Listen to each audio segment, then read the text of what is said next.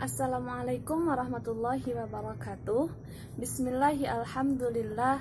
Wassalatu wassalamu ala rasulillah wa ala alihi wa sahbihi wa mawala. La hawla wa la quwata illa billah. Perkenalkan, nama saya Siti Nur Hanifah dengan NIM 11902020228 dari kelas 5F Prodi Pendidikan Agama Islam, Fakultas Tarbiyah dan Keguruan UIN Sunan Gunung Jati, Bandung.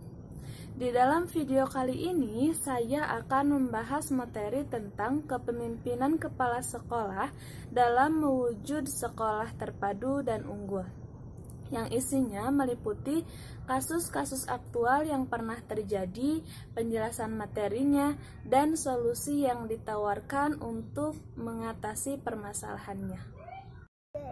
Dalam rangka mewujudkan sekolah terpadu dan unggul, tentu di dalamnya haruslah terdapat peran kepala sekolah. Oleh karenanya, kepemimpinan kepala sekolah menjadi salah satu faktor penting dan merupakan indikator yang paling utama dalam mewujudkan sekolah yang terpadu dan unggul. Belakangan ini, saya menemukan kasus aktual yang terjadi dalam mewujudkan sekolah terpadu dan unggul, yaitu yang pertama, kepemimpinan kepala sekolah yang kurang profesional, dan kasus yang kedua yaitu lingkungan sekolah yang kurang kondusif untuk pembelajaran.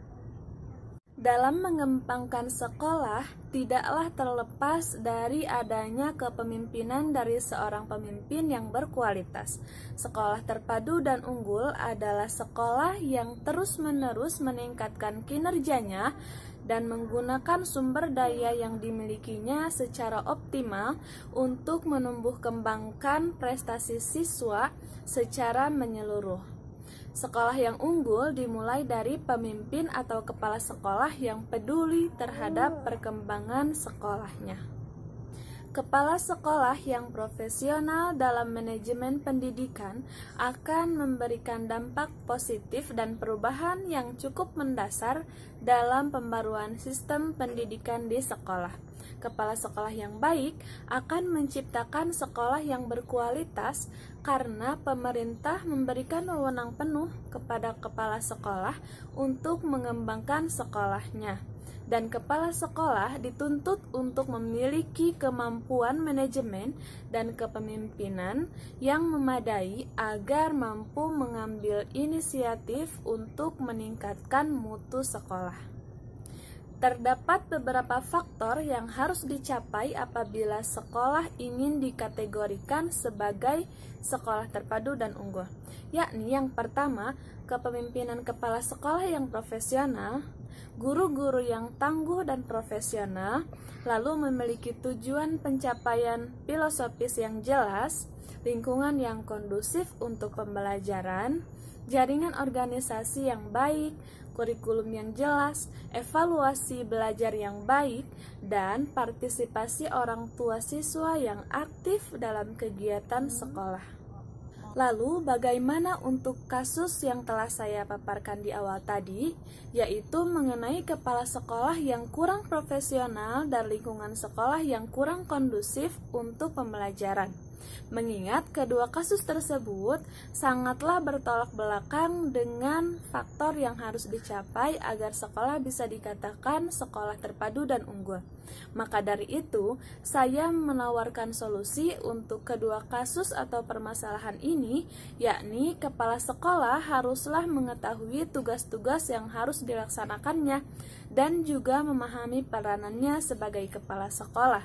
Dan bisa juga melalui pembinaan kemampuan profesional kepala sekolah seperti peningkatan profesionalisme melalui pendidikan dan peningkatan kedisiplinan, yang mana harus ada pihak yang berperan dalam peningkatan mutu tersebut. Lalu, untuk kasus yang kedua mengenai lingkungan sekolah yang kurang kondusif untuk pembelajaran, saya menawarkan solusi dan sedikit tips untuk membangun lingkungan yang kondusif dalam pembelajaran, yaitu yang pertama, menata ruang kelas belajar dengan baik dan tepat. seperti bersih, nyaman, dan tertata rapi, yang mana ini sangatlah mendukung proses pembelajaran menjadi lebih baik. Yang kedua, menciptakan suasana belajar mengajar yang menyenangkan agar memacu siswa untuk semangat dalam belajar. Lalu yang ketiga yaitu menciptakan lingkungan luar kelas yang kondusif. Selanjutnya, membangun komunikasi yang aktif dan menjadi guru yang menyenangkan. Lalu, membiarkan siswa berkreasi dan guru membuat aturan yang disepakati oleh bersama. Nah, mungkin hanya itu yang bisa saya sampaikan. Semoga pemaparan terkait materi ini dapat bermanfaat untuk semua. Kurang lebihnya mohon dimaafkan dan terima kasih. Wassalamualaikum warahmatullahi wabarakatuh.